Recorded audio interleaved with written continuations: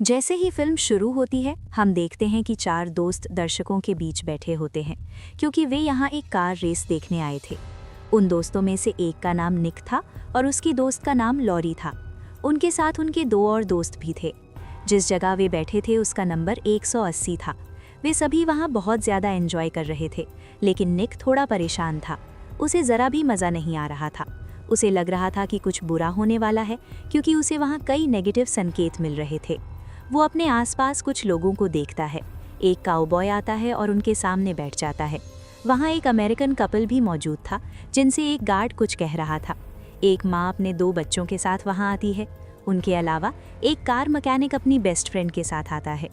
निक को लग रहा था कि वहाँ एक एक्सीडेंट होने वाला है, जिससे एक बड़ा क्रैश होगा, और वो सही था।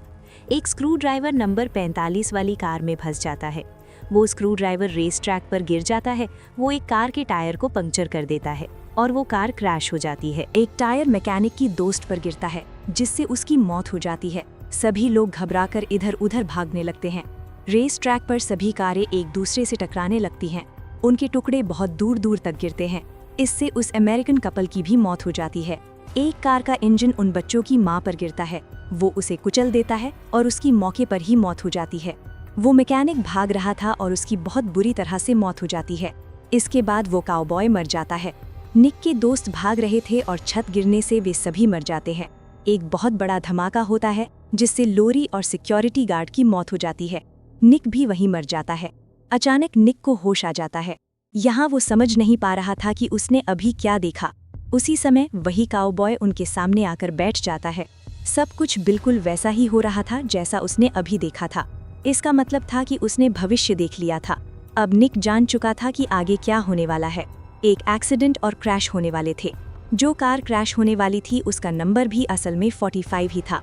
निक डर जाता है और घबरा कर कहता है कि एक क्रैश होने वाला है। ज़्यादातर लोग उसकी बातों पर भरोसा नहीं करते और उसे बुरा कहने लगते हैं। कई लोग उसे स्टेडियम से बाहर निकालने लगते हैं। वे उससे कुछ कह पाते उससे पहले ही उसकी बात सच हो जाती है। सभी कारें आपस में टकरा जाती हैं। उस अमेरिकन आदमी की पत्नी वहां फंस जाती है। वो अंदर जाने की कोशिश करता है, लेकिन सिक्योरिटी गार्ड उसे जाने नहीं देता, क्योंकि पूरा स्टेडियम क्रैश से ढक चुका था।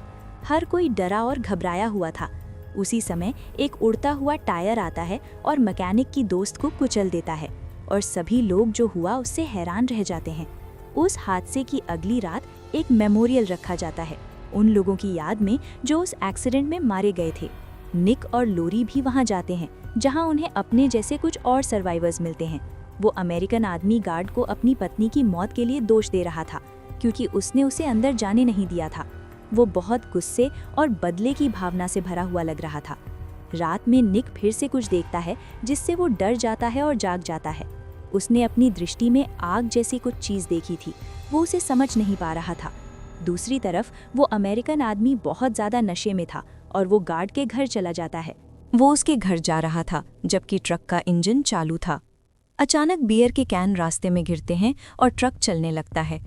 वो एक चेन में फंस जाता है और ट्रक उसे घसीटने लगता है। जब उस चेन पर ईंधन गिरता है तो उसमें आग लग जाती है।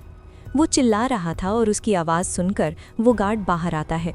कुछ ही समय में ट्रक का इंजन आग पकड़ लेता है। वहाँ एक बहुत बड़ा धमाका होता है। जब निक की खबर देखता है तो उसे एहसास होता है कि जो उसने देखा था वो उसी अमेरिकन की मौत थी। वो ये सोच ही रहा था कि उसे एक और विजन दिखाई देता है। वो देखता है, लेकिन अभी भी नहीं जान पाता कि अगला कौन मरेगा। वो माँ अपने बच्चों के साथ एक सैलून जाती है। वे पत्थर से साइन बोर्ड पर मार रहे थे। माली उन्हें रोकने को कहता है और वहाँ से भगा देता है। जब वो महिला सैलून में होती है तो कई घटनाएं होती हैं जो उसकी मौत का कारण बन सकती थीं। वो इन घटनाओं से बच जाती है, लेकिन जब वो घर जा रही होती है तो एक पत्थर घास काटने वाली मशीन से टकराता है। वो सीधा उसकी आंख में लगता है और उसकी मौत हो जाती है। वो पत्थर किसी और ने नहीं, बल्कि उसके अपने बच्चों ने फेंका था। उस महिला की मौत से निक को समझ आ जाता है कि मौत उनके करीब है। अखबार में नंबर 180 भी लिखा हुआ था। वे इस पर रिसर्च करते हैं। उन्हें मौत की कॉन्सेप्ट और 180 से जुड़ी आपदाओं के बारे में पता चलता है। उन्हें ये जानकारी मिलती है कि मौत कैसे काम करती है। अगर वे मौत की प्रक्रिया को रोक दें तो ये खत्म हो जाएगी। लेकिन ये हकीकत से जुड़ा नहीं था। निक को एक और विजन दिखाई देता है। अब वो मौत के बारे में जान चुका था, लेकिन वो ये नहीं जानता था कि अगला कौन है। ये जानने के लिए वे उस स्टेडियम में जाते हैं जहां क्रैश हुआ था। वे वहां उस गार्ड से मिलते हैं। गार्ड उन्हें कैमरे की फुटेज दिखाता है। निक को पता चलता है कि अब मैकेनिक अगला है। तीनों उसके शॉप पर जाते हैं। वे उसे सब कुछ बताते हैं, लेकिन वो उन पर भरोसा नहीं करता। फिर वो देखता है कि एक वैन उसकी तरफ आ रही है, लेकिन किसी तरह वो खुद को बचा लेता है। अब उसे उनकी बातों पर यकीन हो जाता है, लेकिन तब तक बहुत देर हो चुकी थी। उसी समय एक सिलेंडर आता है और उसे टुकड़ों में चीर देता है। अब निक बताता है कि उसके दोस्त हंट और जैनेट अगले हैं। निक देखता है कि उनकी मौत पानी की वजह से होगी। फिर उन्हें एक आइडिया आता है। वे प्लान बनाते हैं कि निक हंट के पास जाएगा और जैनेट को बचाने के लिए लॉडी और गार्ड जाएंगे। जैनेट एक कार वॉश एरिया में थी और हंट एक वाटर पार्क में था। जैनेट कार वॉश में जा रही थी, लेकिन किसी खराबी की वजह से उसकी कार वहां फंस जाती है। सभी दरवाजे लॉक हो जाते हैं, इसीलिए वो बाहर नहीं निकल पाती और किसी को कॉल भी नहीं कर पाती, क्योंकि वहां सिग्नल बहुत कम थे। इतना ही नहीं, उसकी कार का सनरूफ भी फंस जाता है। सनरूफ थोड़ा सा खुलता है, लेकिन ऊपर से एक पानी की पाइप टूट जाती है। कार के अंदर पानी भरने लगता है। दूसरी तरफ हंट का पसंदीदा सिक्का पानी में गिर जाता है। उसे वापस लाने के लिए वो स्विमिंग पूल में कूद जाता है। वो देखता है कि उसका सिक्का ड्रेन होल में गिर गया है। वो उसी ड्रेन होल में फंस जाता है। दोनों की मौत पानी में होनी थी और वे बुरी तरह पानी में फंस चुके थे। जैनेट की कार पानी में फंस जाती है, लेकिन किसी तरह वो अपना सिर सनरूफ से बाहर निकाल लेती है। जैनेट सोचती है कि अब वो खुद को बचा लेगी, क्योंकि अब वो आसानी से सांस ले पा रही थी।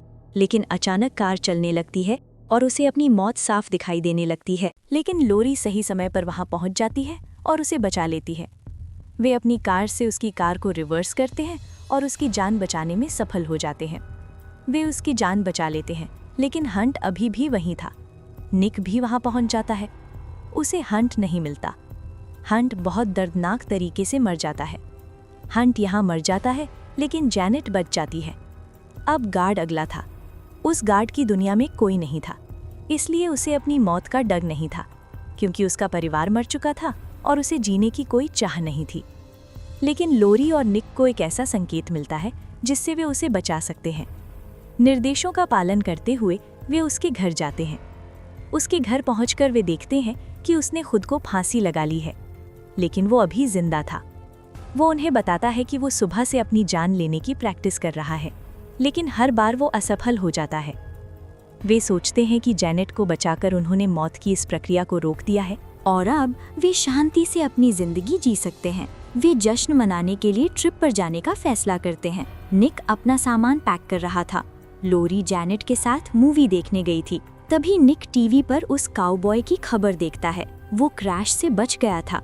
निक समझ जाता है कि अगर वो बच गया है तो अब इस बार उसकी मौत होगी। फिर निक अस्पताल के लिए निकल जाता है। वो उस गार्ड को भी वहाँ बुला लेता है। वे बहुत देर कर देते हैं, क्योंकि मौत ने अपना काम शुरू कर दिया था। वो उनके सामने ही मर जाता है और वे कुछ नहीं कर पाते। अब निक और गार्ड तुरंत वहाँ से निकल जाते हैं, क्योंकि उन्हें लोरी और जैनेट को बचाना जाना था। वे चलते हुए आपस में बात कर रहे थे। तभी एक एम्बुलेंस गार्ड को दूर जा पटकती है। फिर निक उस मॉल में पहुंचता है और उसे फिर से एक विजन दिखाई देता है। वो लोरी को ढूंढना शुरू करता है और पता चलता है कि वो एक मूवी थिएटर में है, लेकिन मौत ने अपना काम शुरू कर दिया था। सिनेमा हॉल के बगल वाला कमरा आग की चपेट में आ जाता है। निक लोरी को ढूंढ लेता है। वो उन्हें बताता है कि मौत अभी नहीं रुकी है, वहाँ से निकल जाना ही बेहतर है। लेकिन जैनेट उनके साथ जाना नहीं चाहती थी। वो वहीं बैठकर मूवी एंजॉय करती है। फिर मूवी में एक ब्लास्ट सीन दिखाया जाता है जो हकीकत बन जाता है। इससे जैनेट की मौत हो जाती है और लोरी अगली थी। वे मॉल से भागने की कोशिश करते हैं, लेकिन धमाके की वजह से पूरा मॉल तबाही में आ जाता है। लोरी का पैर एक्सेलरेटर में फंस जाता है। वो निक के सामने ही मर जाती है। निक को होश आता है और वो हकीकत में लौट आता है। उसने फिर से भविष्य देख लिया था। वो गार्ड के साथ अस्पताल से बाहर आ रहा था। वे आपस में बात कर रहे थे। गार्ड के साथ क्या होने वाला है ये निक जानता था, लेकिन वो उसे कुछ बता पाता उससे पहले ही एम्बुलेंस उसे टक्कर मार देती है। फिर निक सिनेमा हॉल में जाता है और अंदर जाने के बजाय उस कमरे में जाता है जहां आग लगी थी, क्योंकि वो सबको बचाना चाहता था। वो आग बुझाने की कोशिश करता है। इसमें वो घायल हो जाता है, लेकिन इसके बावजूद वो आग बुझाने में सफल हो जाता है। यहाँ वो सोचता है कि उसने कई लोगों की जान बचा ली है। इसके बाद हमें 2 हफ्ते बाद का एक सीन दिखाया जाता है।